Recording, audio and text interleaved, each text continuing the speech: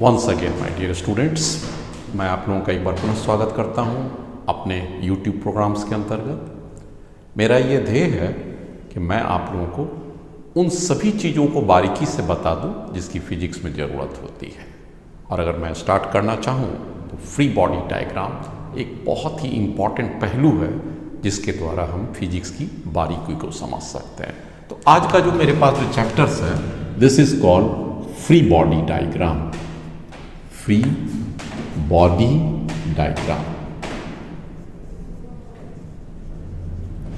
Normally इसे लोग abbreviated form में FBD के नाम से जाना जाता है। क्या होते हैं फ्री बॉडी डायग्राम? अब आप किसी भी स्ट्रक्चर को देखिएगा, ध्यान से देखिएगा, तो it has many parts. Any structure has many parts, and if you separate a single or isolate part and apply all the forces that are acting on that part is called free body part of that particular structure. That is a free body diagram of that particular structure. So what is the answer? Free body diagram. Any structure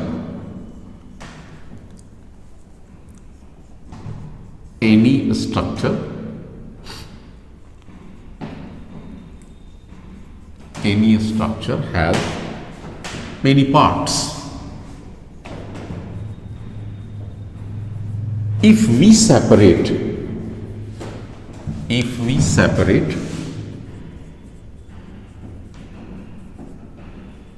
a single part and apply or show all the forces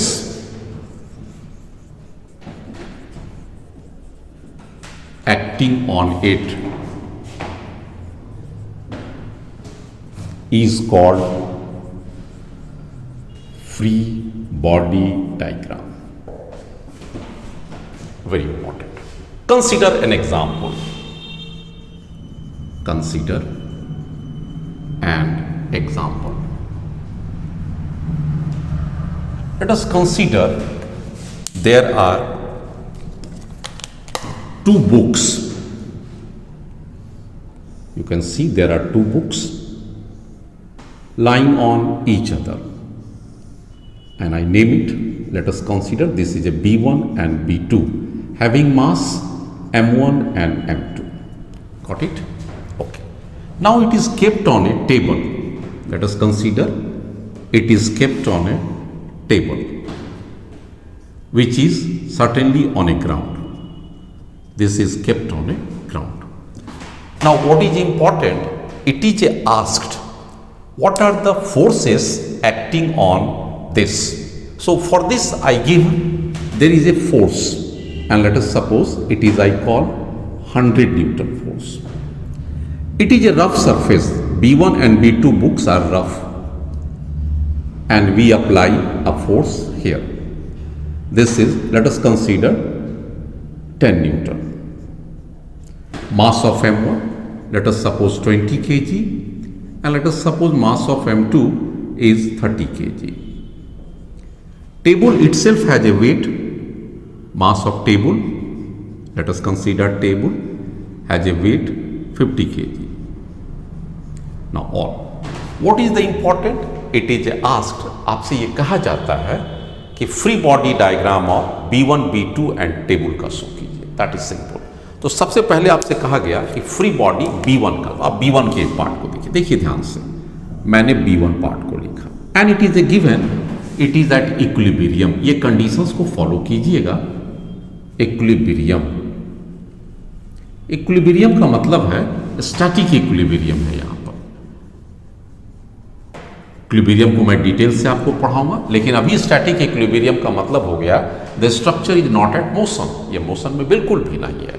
आप अगर B1 को consider कीजिएगा, let us consider this to be a B1, तो इस पर कौन कौन से फोर्स लग रहे हैं ये स्पष्ट आपको दिख रहा होगा। There is a one force from outside and it is 100 newton. There is another force that is also acting. It is a 10 Newton. There is a gravity force. Certainly, it is acting gravity m into g, 20 into 10, 20 into 10 Newton. G we have considered 10 meter per second square, and that is 20. This is the gravity force. There is a reaction from the B2. This is the reaction, and so I call N1 as the reaction force. From where it is coming? यह B2 से लग रहा है. देखिएगा इस block को नीचे से सपोर्ट दिया गया है. This is nothing but a normal reaction. So what is N1 here? N1 is equal to normal reaction. Normal reaction ये कहां से लग रहा है? From B2 support, B2 book या B2 सपोर्ट, जो भी आप इसे नाम बैलेंस में हो गया. और इसके अतिरिक्त चूंकि ये इसको पुश कर रहा है राइट साइड में और ये स्टैटिक इक्विलिब्रियम में है, तो certainly there is a frictional force. So this is called F1 and I call this F1 as a frictional force.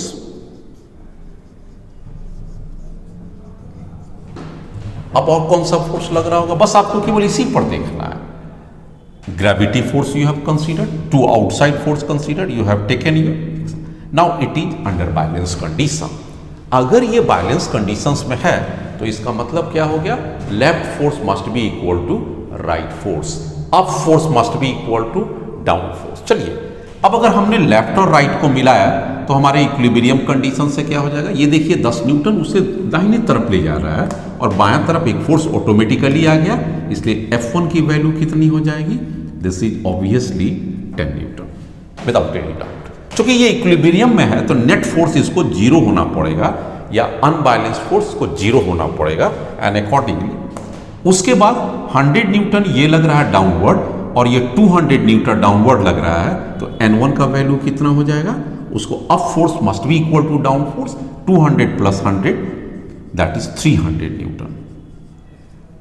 This is the answer. That is you can write 300 newton. So this is all about the free body diagram, and we have applied the equilibrium condition for this case. Now let us consider the second part, that is a B2 part from this figure itself. Yes, my dear students, B2 पर आप focus करें, मजे से आप समझ जाएंगे, कहीं कोई डाउट नहीं है B2 पर. Now what are the forces acting here? There is a no external force like 10 Newton or 100 Newton. नहीं लग रहा है, ये इसके ऊपर तो नहीं लग रहा है. कौन सा लग रहा है? यस, एक न्यूटन्स के थर्ड लॉ के मुताबिक अगर B2 ने B1 के ऊपर N1 रिएक्शंस लगाया था यहां पर, तो यही रिएक्शन इसके ऊपर भी ट्रांसफर हो जाएगा. इसलिए B2 के ऊपर में सबसे पहला फोर्स वही न्यूटन्स थर्ड लॉ के मुताबिक रिटर्न फोर्स आ गया, that is called N1 300 newton. This is I call N1 300 Newton. तो ये वाला आपके पास क्या आ गया? ऑलरेडी आपने लिख चुका है 300 न्यूटन इक्विलिब्रियम कंडीशंस में होने के कारण. दूसरी बात है, इसके ऊपर कौन लग रहा है? एक अपना भी फोर्स लग रहा होगा, that is so simple, gravity force. और इसकी मास कितना दिया हुआ? 30 kg. सो 30 इंटू 10 न्यूटन, ये डाउनवर्ड लग रहा है. अब ये सपोर्ट किससे ले रहा है? टेबल से ले रहा है. B2 किससे सपोर्ट ले रहा है? टेबल से लग रहा है. तो देयर इज ए रिएक्शन. उस रिएक्शन को हम लोग क्या नाम देते हैं? N2. तो what is a N2? N2 is reaction from table, end of course vertical reaction है. उस लॉजिक से बच्चे लोग, अब आपका ये भी इक्विलिब्रियम में है तो ये क्या हो जाएगा? 300 यहां पर है और ये भी 300 है. सो what is a N2 under the equilibrium conditions? 600 Newton without any doubt. B2 भी खत्म हो गया आपका फ्री बॉडी. ये कौन सा स्ट्रक्चर बन गया? FBD, free body diagram of B2. ये क्या था आपके पास? Free body diagram of B1. दोनों आ गया. अब आपके पास बच गया टेबल. ये भी आइसोलेट मानिए, इसको आइसोलेट किए, इसको आइसोलेट किए. अब की बार टेबल को आइसोलेट करेंगे. तो this is the structure of A table. Late us consider this is table, and table has supports as given in the figure. There are two supports only. I am showing the two supports. So table को तो आपने isolate कर लिया, लेकिन table ने B2 को एक support reaction दिया था और वह रिएक्शन था N2.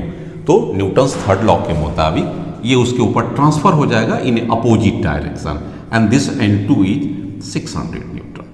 Yes, there is another force acting at this support let us consider R1 and there is another force acting on R2. Now if they are spaced in such a way कि ये length भी L हो जाए और ये length भी equally हो जाए तो लोड दोनों के ऊपर इक्वली ट्रांसफर हो जाएगा। क्या सेंस कहने का मतलब है? अच्छा, यहां पर मैंने थोड़ा सा B2 की एक बात बता दें। जब B2 पर मैंने एक फोर्स लिया था F1 तो एक फोर्स इसके ऊपर और भी लगेगा। यहां पर से आपको B2 पर लेना पड़ेगा। आप यहां पर देख लीजिए ध्यान से, B2 के ऊपर में क्या फोर्स था कि ये फोर्स आगे जाने की कोशिश कर रहा था तो ये इसके ऊपर पीछे दिया तो ये उसको आगे मूव कराने की कोशिश करेगा। There is yet another force, this is called, वो कितना के बराबर हो जाएगा? इसकी वैल्यूज क्या दिए थे? F1, तो यहां पर ये भी F1 हो जाएगा and this F1 is equal to, मैंने पहले से ही निकाल चुका है, 10 न्यूटन हो जाएगा। ये इस पर एक F1 भी लग रहा है, आप यहां पर देख सकते हैं कि इसके ऊपर एक F1 लग रहा है। अब यहां पर ये B2 क्या है कि इसको मैंने अगर मान लिया कि ये भी रफ है, आप इसको भी रफ ट्रीट कर लीजिए तो स्वाभाविक बात है जब ये F1 लगेगा B2 के ऊपर तो टेबल क्या करेगा? यहां पर ये वाला फोर्स हमारा B1 ऊपर पर, थोड़ा सा ये ऊपर में आ जाइए, यहां पर ये इस साइड लग रहा है क्योंकि इसके कांटेक्ट पर है ना, हमने B1 के कांटेक्ट पर है F1 तो ये टॉप पर है तो उसके लिए, इसका लिए बॉटम पर हो जाएगा B1 के लिए, तो B2 के लिए टॉप पर हो जाएगा। ये F1 आ गया and this F1 is equal to 10 newton according to the question. मैंने यहां पर लिख रखा है 10 न्यूटन, तो यहां पर 10 न्यूटन। अब ये बच्चे देखिए कि ये उसको जब पुश करेगा उस साइड और ये किस पर रखा हुआ? टेबल पर, और टेबल भी रफ है तो एक there is once again frictional force और वह फ्रिक्शन फोर्स पीछे लगेगा, पीछे F2 के ऊपर लगेगा। और ये F2 पर चूंकि हमने कहा यह कि इक्विलिब्रियम में है पूरा सिस्टम, तो अगर ये इधर 10 न्यूटन का लग रहा है तो ये पीछे की ओर भी कितना लगेगा? 10 न्यूटन से लगेगा। वेरी फाइन आ गया। अब आ जाइए टेबल की बात। सबसे पहले टेबल पर आ जाइए। टेबल पर ये फ्रिक्शन फोर्स इस साइड लग रहा है, इसका मतलब हो गया कि टेबल पर खुद फ्रिक्शन इस साइड लगेगा और ये भी वैल्यू कितना हो जाएगा? 10 न्यूटन। आपने बेहतर ढंग से समझ लिया होगा कि ये 10 न्यूटन लग गया। अब ये 10 न्यूटन लग रहा है, इस साइड लग रहा है, एक ग्रेविटी फोर्स लग रहा है, नीचे N2 लग रहा है, खुद इस टेबल का मास कितना है? 50 kg है, तो इसका भी एक डाउनवर्ड फोर्स लगेगा 500 Newton. So total force downward कितना हो जाएगा? 600 न्यूटन प्लस 500 न्यूटन 1100 न्यूटन, और ये इक्वली डिस्ट्रीब्यूटेड हो जाएगा 550 Newton and 550 Newton, that is 1100।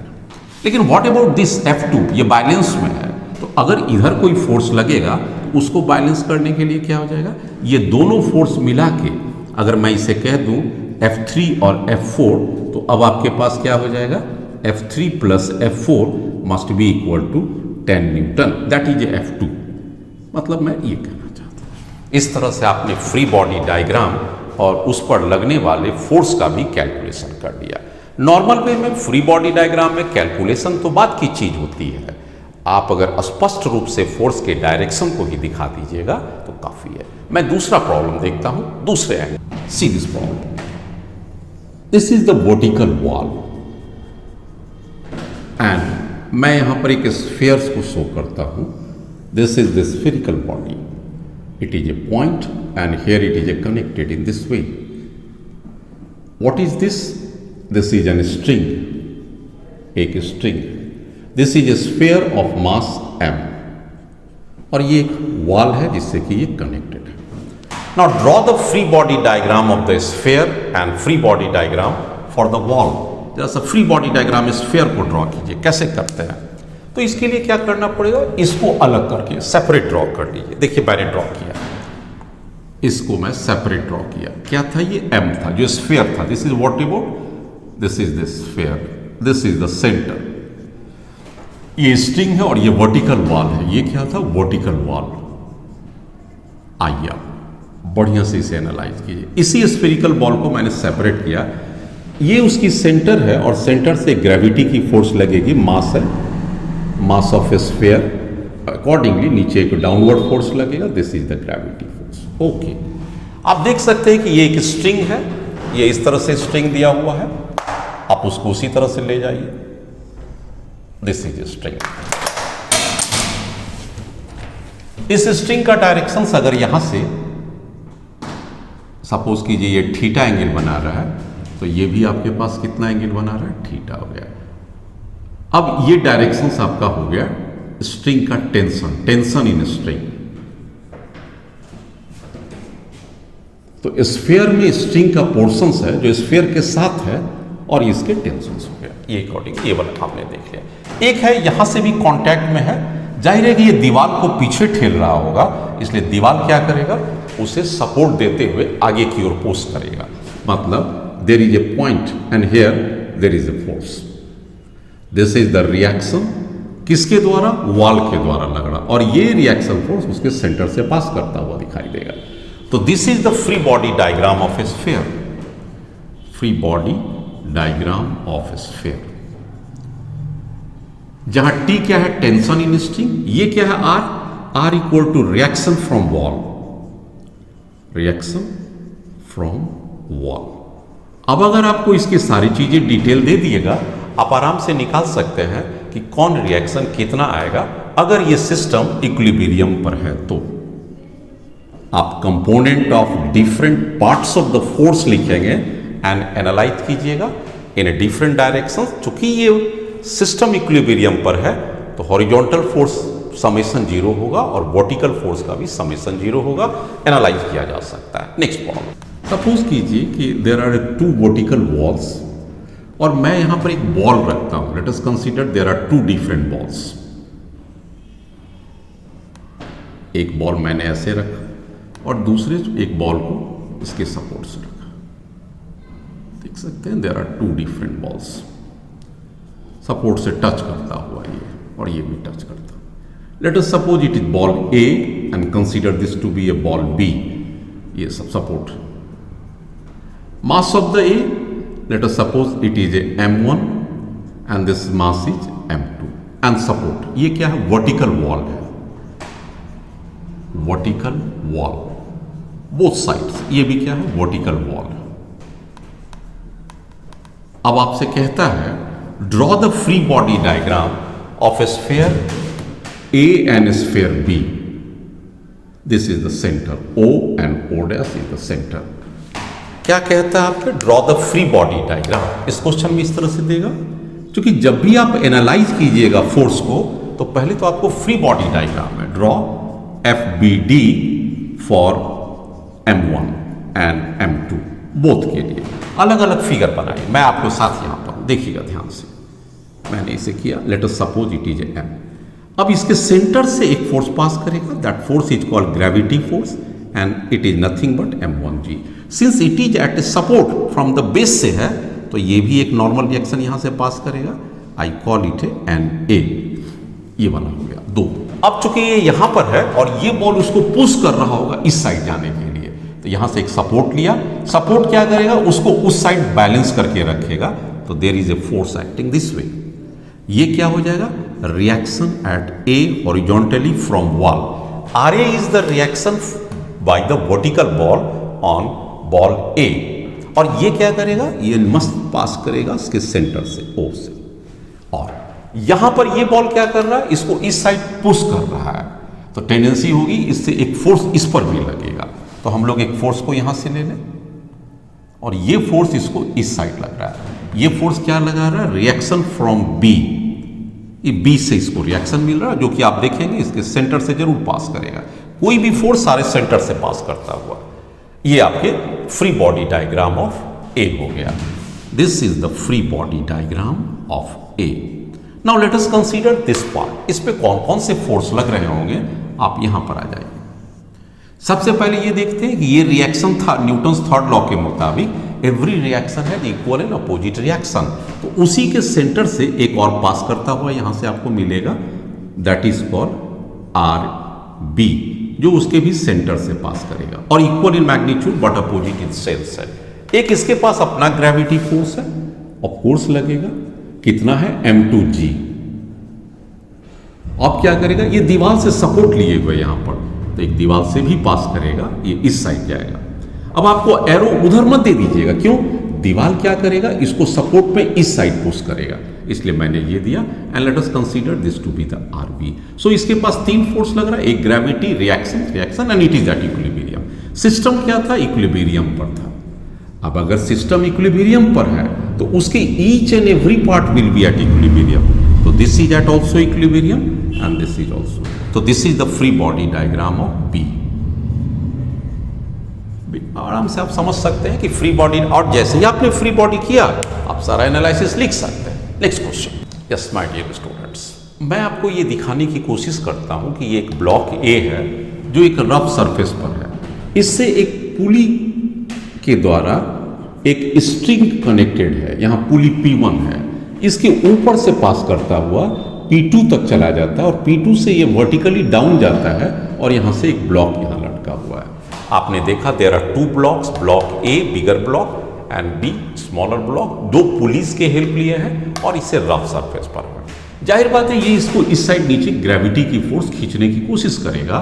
नतीजा क्या रहेगा, एक टेंशन थ्रू आउट ट्रांसफर हो जाएगा और ये ब्लॉक को इधर खींचने की कोशिश करेगा और कुछ ऊपर उठाने की कोशिश करेगा। ये उसका बना है। अब आप इसके इस सवाल में क्या पूछेंगे, draw the free body diagram of A. पहले आपको फ्री बॉडी ए का ड्रॉ कीजिए, as it is a very simple.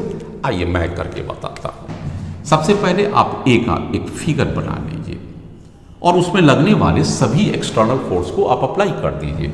इसका एक ग्रेविटी फोर्स ग्रेविटी के कारण लगेगा, अर्थ के कारण लगेगा। मास ma है तो it is ma into g acting downward without any doubt. उसके बाद ये सपोर्ट है और ये ग्राउंड से सपोर्ट ले रहा है तो एक नॉर्मल रिएक्शन जरूर इसे लगेगा, Na normal reaction from ground, normal reaction from ground, एक ग्राउंड से लगेगा।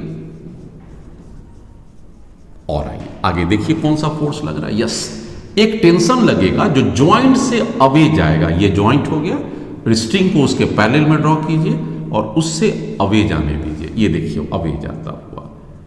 आप यहां पर इसकी वैल्यूज को थीटा ले सकते हैं and this is called tension T along the same direction. Force का स्पेसिफाइड डायरेक्शन है, इस साइड लग रहा। और क्या लगेगा बच्चे, जब ये इसे खींचने की कोशिश करेंगे तो कहीं ना कहीं इसकी मूवमेंट की डायरेक्शंस होगी और ये इक्विलिब्रियम पर स्ट्रक्चर है और नीचे वाले सरफेस रफ भी है तो ऑटोमेटिक है कि there is a frictional force.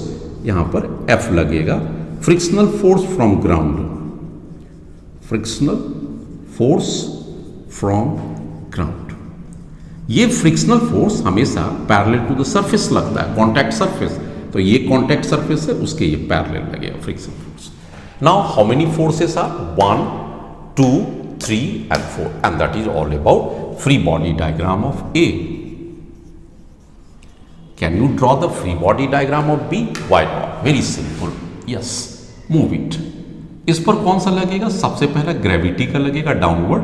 कौन सा लगेगा, mb इंटू जी, ग्रेविटी फोर्स। इसको एक स्ट्रिंग है जो ऊपर की ओर खींच रहा है तो इसको कैसे सपोर्ट दे रहा है, ये वही टेंशन थ्रू आउट ट्रांसफर हो जाता हुआ हम ये मान के चलते हैं string is a light and there is a no friction between string and pulley. तो ये टेंशन थ्रू आउट सेम हो जाएगा। तो यही टेंशन दी है। आप टेंशन की डायरेक्शन देखिए, इस ज्वाइंट से दूर जाता हुआ, अवे फ्रॉम द ज्वाइंट। बस ये फ्री बॉडी डायग्राम हो गया और ये इक्विलिब्रियम पर भी है। और बच्चे लोग अगर इक्विलिब्रियम पर हैं तो sum of all the vertical forces must be zero. Equilibrium की कंडीशन है, इसलिए T इक्वल टू mg भी लिख सकते हैं। चलिए बात की बात है। अब जरा सपोर्ट पुली 1 का फ्री बॉडी डायग्राम बनाइए तो कैसे बनेगा। पुली 1 का फ्री बॉडी, ये आप स्ट्रिंग देख सकते हैं दो तरफ जाता हुआ। एक स्ट्रिंग का टेंशन इधर शो कीजिए, दूसरा इंक्लाइन थीटा डिग्री पर गया हुआ, ये यहां से ये थीटा डिग्री है और ये टेंशन पुली से ये ज्वाइंट मानते हुए ये दूर चला जाएगा।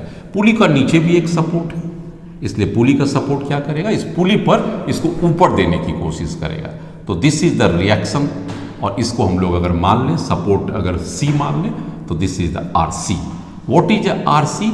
Reaction from support, reaction from support. क्या आपने देखा, आराम से देखा। This is all about the free body diagram of किसका, C पुली का, पुली P1। Free body diagram of P1 पुली, इस पर लगने वाले आ गए। इसको ले लीजिए, फ्री बॉडी डायग्राम P2 पर क्या होगा। Yes, this is P2। आपने क्या देखा कि there is a reaction, support reaction, ऐसे करके देखे।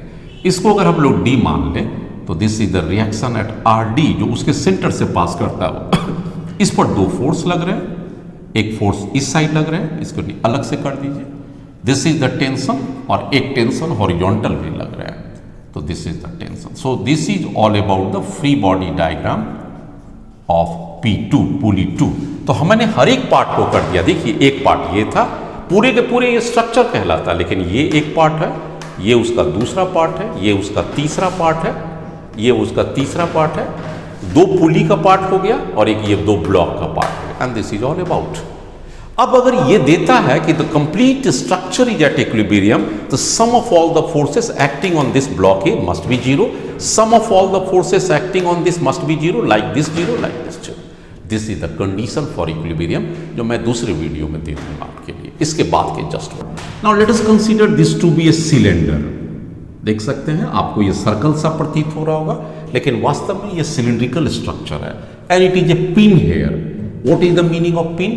Pin allows rotation. ये इसको रोटेशन अलाउ कर सकता है, but it does not allow to move left और राइट और आइदर अप और डाउन. तो पिन का मतलब समझ में आ गया. ऐसा ही पिन हिंज यहां पर भी है, ये भी वही मतलब रखता है. पिन का मतलब हो गया हिंज. हिंज और pin has same meaning. It can rotate. Rotation इस रॉड को अलाउ कर सकता है, मूव कर सकता है, लेकिन ना तो इसको ऊपर जाने देगा, ना लेफ्ट और राइट जाने देगा. समझ में आ गया. Rotation is allowed. पिनिंग का जगह पर क्या? Rotation, movement, rotational movement allowed है. Horizontal and vertical movement not allowed है. This is the roller support. इस सपोर्ट में कैसा रिएक्शंस होगा? All about vertical reaction possible होगा. ये जब भी देगा तो वर्टिकल. हॉरिजॉन्टल में ये किसी तरह का रिएक्शन बर्दाश्त नहीं करेगा, क्योंकि ये free to move in a horizontal way. तो यहां पर ये क्या स्ट्रक्चर है? फ्री टू मूव है इन हॉरिजॉन्टल वे. इसका मतलब क्या हो जाएगा? आप अच्छी तरह से याद रखिएगा, यहां पर रिएक्शन पॉसिबल है, लेकिन horizontal reaction is not possible. R horizontal is zero, नहीं हो सकता रोलर पर. आर वर्टिकल हो सकता है, आर हॉरिजॉन्टल नहीं हो सकता फॉर रोलर के केस में. किसी तरह का कोई भी वो रिएक्शन नहीं लेगा. यहां पर दोनों तरफ ले सकता है. अब हम लोग की बारी है एक एक कर. इसके बारे में क्या आइडिया आपके पास है? रॉड है जो मासलेस हो गया. रॉड इज मासलेस, इसकी कोई मास नहीं है. Now free body diagram. किसकी डायग्राम करना है? इस सिलेंडर की ड्रॉ करना. मैं आपको बताता हूं क्या दे रहा है आपके पास. Draw free body diagram. मतलब आपके स्पष्ट रूप से कहता है कि इसको ड्रॉ कीजिए. किसका? सिलेंडर. आइए मैं सिलेंडर की बात करता हूं. ये सिलेंडर की फिगर आप अलग से बना लीजिए, और जैसा कि यहां दिया हुआ है कि ये पिन की अरेंजमेंट है, पिन कर दीजिए. This is all about pin. Pin का क्या मतलब हो गया? It can take vertical reaction and it get horizontal reaction. इसके पास आ जाइए. अब इसके पास कौन कौन सा फोर्स लग रहा? पिन इसके साथ के अरेंजमेंट हो गया यहां पर का. तो एक आपके पास ग्रेविटी फोर्स लगेगा डाउनवर्ड्स, आप देख सकते हैं. किसके कारण लग रहा है? ये अपना सिलेंडर की जो वजन के कारण लग रहा है. ये पिन है जो इससे अटैच है, वो इसको किधर सपोर्ट देगा? Reaction. This is the reaction from pin. RP. RP क्या हो गया? Vertical reaction from pin. Vertical reaction from pin. ये पिन से लगा. और क्या करेगा भाई? ये इसको इस साइड ठेलने की कोशिश करेगा, ब्लॉक इस साइड. इसलिए यहां पर आपके पास एक और रिएक्शन, हॉरिजॉन्टल रिएक्शन भी हो जाएगा. R H horizontal reaction. R H horizontal reaction.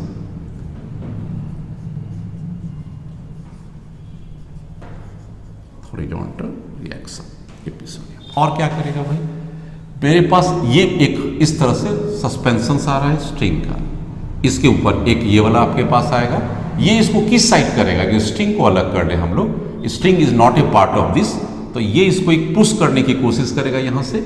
ये वाला और ये वाला कर देगा. चलिए, ये इसको किस साइड पुश करेगा? इस साइड पुश करेगा.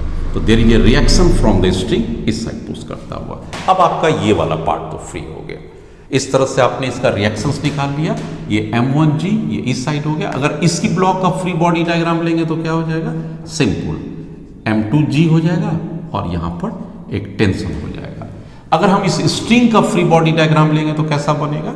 आप ये देखिए, ये स्ट्रिंग कैसा करके जा रहा था? एक ऐसे करके गया और यहां से ऐसे गया, और इस स्ट्रिंग पर एक फोर्स ऐसे करके भी लगेगा. एक टेंशन इस साइड लगेगा, एक टेंशन इस साइड लगेगा, और यहां पर से वही रिएक्शन लगेगा. इसका नाम दे दीजिए R. Late us consider 1. तो ये R1 का इस साइड लगेगा, एक R1 इसके ऊपर लगा और एक R1 पुल। ये क्या है? स्ट्रिंग है।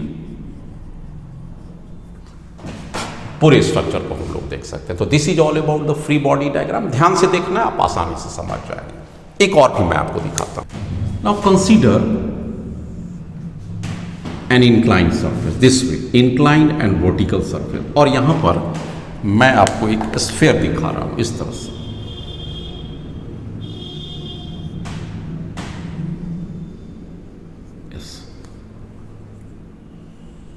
ये एक स्फीयर हो गया।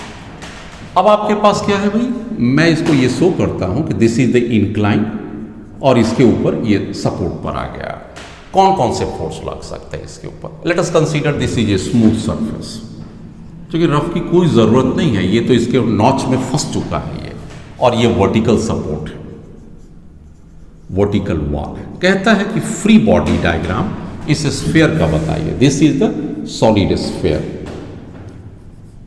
Solid sphere of mass m, इसका फ्री बॉडी डायग्राम। चलिए आप इसको अलग कर लीजिए, सेपरेट। जब भी फ्री बॉडी डायग्राम है आप सेपरेट कर लीजिए इस स्फीयर को। Centre gravity force mass m, so this is the mg force acting from its centre. बढ़िया बात है। यहां पर वर्टिकल वॉल से सपोर्ट आएगा इस पॉइंट से, जो कि उसके सेंटर से जरूर पास करेगा। तो this is the reaction H, horizontal reaction from vertical wall. This is the horizontal reaction from vertical wall. बेहतर ढंग से समझते हैं। एक रिएक्शन यहां से आएगा, लेकिन वो भी सेंटर से पास करेगा। तो mind it, here it is action, जो इसके सेंटर से जरूर पास करेगा। जब भी स्फीयर पर अगर हमने कोई फोर्स लगाए हैं तो वो उसके सेंटर से पास करता हुआ, क्योंकि ये उसके कांटेक्ट सरफेस से पास कर रहा है। ये उसका सेंटर था, this was it centre like that. तो यहां से भी इसके ऊपर पास कर गया। इस फोर्स का क्या नाम दे दें? लेट अस रिएक्शन इंक्लाइन है, रिएक्शन फ्रॉम इंक्लाइन। ये क्या हो गया? Reaction from incline. अब चूंकि इसके ऊपर कोई फोर्स नहीं लग रहा है, इसलिए मैं यहीं तक सीमित रहता हूं। एक फोर्स यहां, एक फोर्स यहां, एक फोर्स, नो अदर फोर्सेस। चलिए नेक्स्ट क्वेश्चन। मैं आपसे ये डील करता हूं कि force free body diagram on inclined surface कैसे बनाएंगे हम लोग। Let us consider this to be a rough surface, rough and inclined. अब कितना इंक्लिनेशन है? Consider this to be the theta. ये ब्लॉक है जो उस इंक्लाइन सरफेस पर रखा हुआ है। इस ब्लॉक की मास m है, मास ऑफ ब्लॉक। कहता है इसकी फ्री बॉडी डायग्राम ब्लॉक का दिखाएं। Free body diagram of block. चलिए, जैसा कि ये शेप दिया हुआ, आप इसको उसी शेप पर ले जाइए ताकि आप बेहतर ढंग से समझिएगा। ये उसके पास एक शेप आ गया, आप इसको बिठा दीजिए उसी तरह से। सबसे पहले इसके सेंटर को लोकेट कीजिए और आप बिना सोचे हुए ग्रेविटी फोर्स को लगा दीजिए, mg एक्टिंग डाउनवर्ड। कुछ मत सोचिए, बेहतर हो गया। दूसरा क्या हो गया? Reaction must act from the support. तो ये उसके सपोर्ट से एक रिएक्शन को मैं ड्रॉ कर देता हूं। This is reaction from support, जो कि उसके सेंटर से, मैं आपको दिखा रहा हूं कि सेंटर से पास किया। R A, normal reaction from support. Normal reaction, क्यों नॉर्मल रिएक्शन? क्योंकि सिर्फ परपेंडिकुलर टू द सरफेस लग रहा है। Normal reaction from inclined support. और कोई लग रहा होगा, गेस कीजिए, जरूर कर लीजिएगा। अब चूंकि इसकी टेंडेंसी है नीचे स्लिप करने की, और ये इक्विलिब्रियम में भी दिया हुआ। कंडीशंस क्या है? The whole structure is at equilibrium. उससे आपको क्या तात्पर्य हो गया? ये नीचे जाने की कोशिश करेगा। Obviously frictional force will act, frictional force parallel to the surface surface के या इंक्लाइंड सरफेस के पैरेलल लग रहा है. So how many forces are there? One force under gravity, दूसरा नॉर्मल रिएक्शन, तीसरा frictional force, and this is all over. Let us consider another vertical case example. Consider there are two blocks. One block, rough surface, vertical wall, rough surface, and of course vertical wall.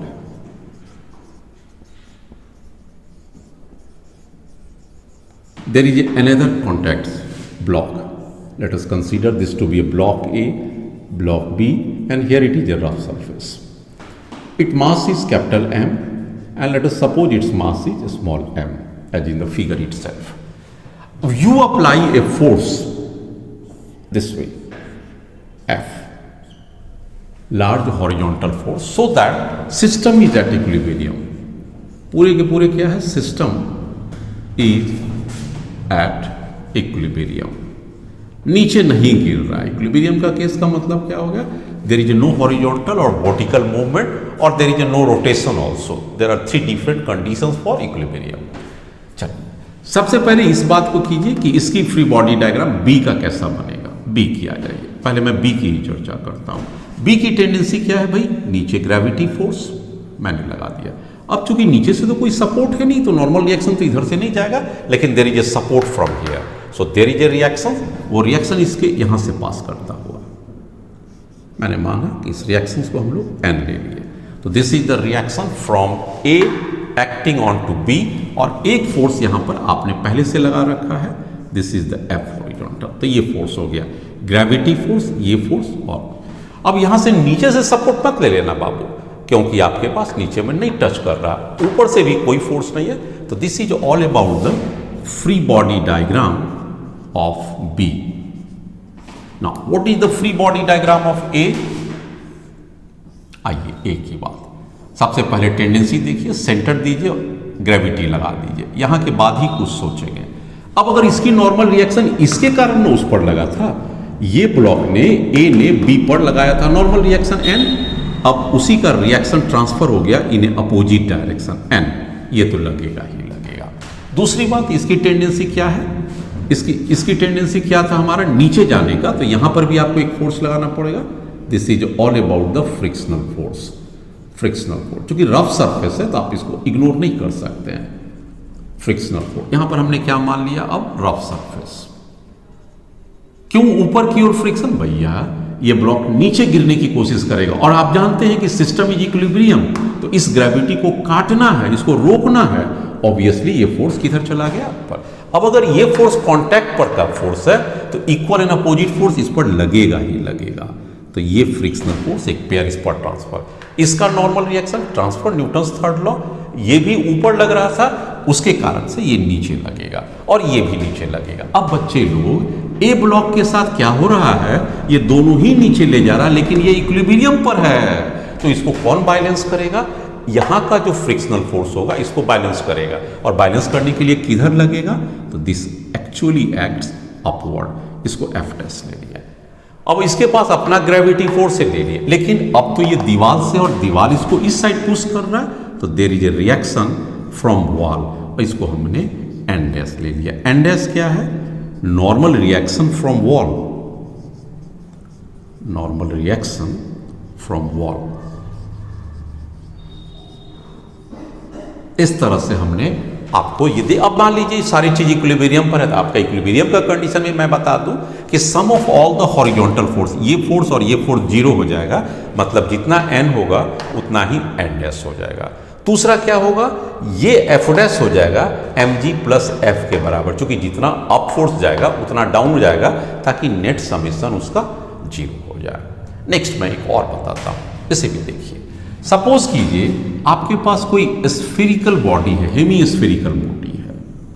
I just give a hemispherical body and it is a rough all time. अब इस हेमिकल body को मैंने यहां पर से fix करके रखा है. Now let us consider there is a block. एक छोटा सा ब्लॉक को मैंने यहां पर शो किया.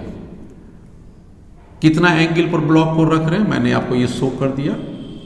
It is the theta. कहेगा कि भाई इसके ऊपर फ्री बॉडी डायग्राम दिखाइए छोटे से ब्लॉक का. मास m है।